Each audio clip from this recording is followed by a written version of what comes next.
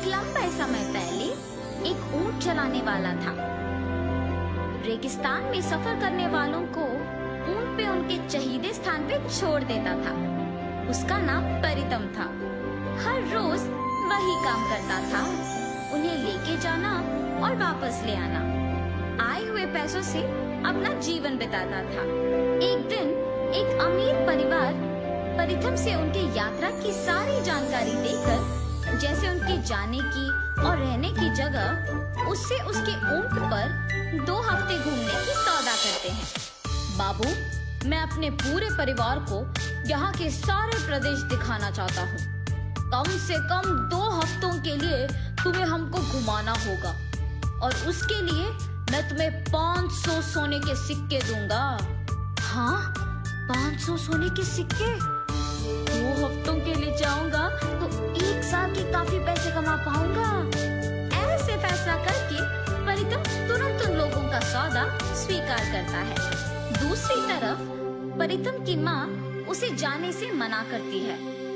बेटा, पैसों के लालच में ऐसी खतरनाक यात्रा करना क्या जरूरी है? उनके कहे प्रदेशों को पर्यटक साधारण रूप से नहीं जाते हैं। ऐसे कहने पर भी उनका बेटा नहीं सुनता है। माँ की बात को टालकर पैसों की लालच में अगले ही दिन उस अमीर परिवार के साथ यात्रा प्रारंभ करता है। परितम ऊंट पे 2 लोगों को बिठा के ऊंट को पकड़ के चलते रहता है। बाकी के लोग बाकी ऊंटों पे बैठ के उनके पीछे आते रहते हैं। बाकी के ऊंट को चलाने वाले सारे परितम की आज्ञा का पालन करते हैं।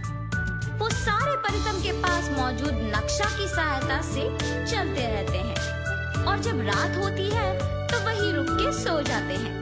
अगले दिन परितम यात्रा की सारी तैयारी करके, जल्दी आओ सभी, देर हो रही है, ऐसे सभी को बुला के किस दिशा जाना है ये देखने अपना नशा ढूंढने लगता है। उसके बैग में और जेब में ढूंढने पर भी नहीं मिलता है। ये बात उसे परेशान कर देती है। परितम को अपना ऊंट आगे न ले जाना देख अमीर आदमी कहता है, क्या हुआ परितम, सब कुछ ठीक तो है? अगर नहीं है तो तुम्हारे पैसे नहीं मिलेंगे और तुम्हारे प्राण भी। डर के मारे परितम नक्शे के बिना ही उन्हें कोई भी दिशा लेके जाता है। ऐसे चलते हुए वो एक प्रदेश पहुंचते हैं। सारे मिट्टी के घर ढह गए होते हैं। दिखने में भी वो प्रदेश बहुत पुराना था। इन सब से अलग उस प्रदेश में एक बड़ा राक्षस का प्रतिमा था जो बिल्कुल खराब नहीं हुआ। ये सब देख के जब वो परिवार वाले पूछते हैं कि कहाँ है, तो परितम कहता है कि वो एक विशेष जगह आ पहुँचे। सुनिए सुनिए, अब से पहले मैंने किसी को भी इस विशेष प्रदेश में नहीं लाया, ताकि अब आप ये देख के आश्चर्यचकित हो जाए। आज हम सबकी किस्मत अच्छी है क्योंकि हम बहुत दूर सफर करके यहाँ पहुँचे। ऐसे झूठ बोलता है। हाँ, ये जगह दिखने में बहुत पुराना है और नष्ट किया हुआ लग रहा है। इसमें क्या विशेषता है? आपके आगे जो प्रतिमा है वो आदमी शहर को चलाता था।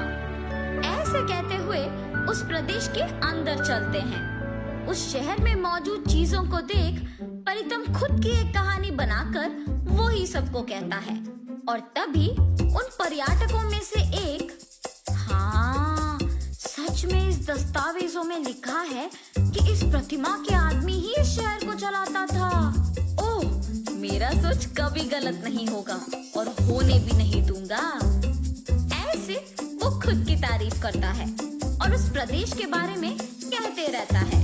यहाँ सब कुछ चांदी या लोहा या इस्पत नहीं बल्कि सोने का बना है।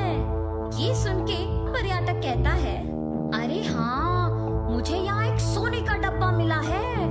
सोने का डिब्बा? ये प्रदेश कौन सा है? यहाँ के सारे लोग कहाँ गए? ये ऐसे पुराना क्यों हो गया है? यहाँ के लोग कपड़े भी सोने के ही पहनते थे, उनके घर सोने के बने थे और ये एक सोने का शहर था। परितम के दिल को तो पता था कि वो झूठ कह रहा है, लेकिन वहाँ के सारे लोग उसकी बातों का यकीन कर रहे थे और जो भी चीज उन्हें मिला वो उठा के ले रहे थे। कुछ ही देर में वो प्रदेश परितम के बातों के अनुसार ही सोने में बदल जाता है। नष्ट हुए मिट्टी के घर पुराने जैसे बन जाते हैं। ये देख पर्यटक और परितम दंग रह जाते हैं। प्रतिमा भी सोने का बन जाता है और चलना शुरू करता है। ये देख सभी वहाँ से भागने लगते हैं और छुप जाते हैं। ओए परिथम,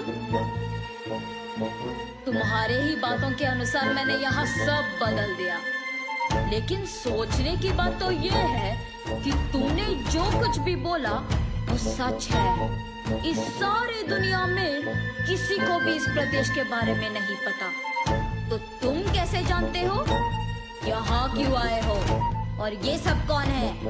ऐसे वो प्रतिमा परितम को सवाल पूछता है और तभी उस प्रतिमा से छोटे छोटे भूत बाहर आके वहाँ के सारे लोगों को बंद कर देते हैं। हमें माफ कर दीजिए, हमें इस प्रदेश के बारे में कुछ नहीं पता।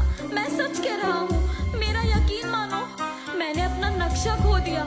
इस अमीर आदमी के धमकाने की ही वजह से मैंने बिना सोचे कोई भी रास्ता को चुन लिया और वो रास्ता हमें यहाँ तक ले आई और कोई प्रदेश भी नहीं दिखाई दिया, इसीलिए हम यहाँ आ पहुँचे। 300 साल से कोई भी इस प्रदेश तक पहुँच नहीं सका, तो तुम्हें ये कैसे मुमकिन हुआ? आके हम सबको जगाया तुमने। तुम्हारा अब क्या करें? तुम सबकी जान ही हमारी तोहफे होंगे। ऐसे जब इन सबको पकड़ने की कोशिश करता है तो परितम ऊंट पे उपयोग करने वाला डंडा लेके उस प्रतिमा के सिर से अंदर घुस आता है। ऐसे करने के तुरंत ही सब कुछ पहले जैसे बन जाता है। जो सोने की चीजें उन पर्यटकों ने उठाया वो सब वापस मिट्टी के बन जाते हैं।